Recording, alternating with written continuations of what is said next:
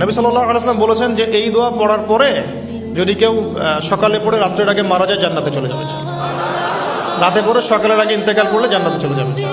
আমি ইস্তেগফারের আপনাদেরকে 2-3টা দোয়া শিখাই দেই আগে ছোট্ট করে।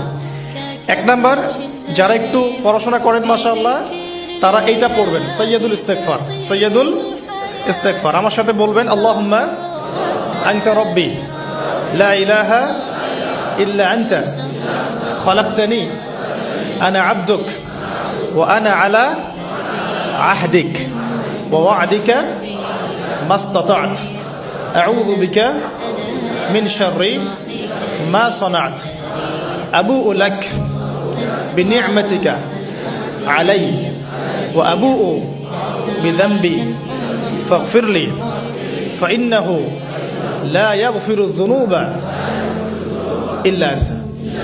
এই যে আমরা গত লেকচারে বলেছিলাম যে আমাদের ইবাদতগুলো অন্তঃসার শূন্য হয়ে যাচ্ছে এই কারণে, বিকজ আমরা অর্থটা বুঝি না।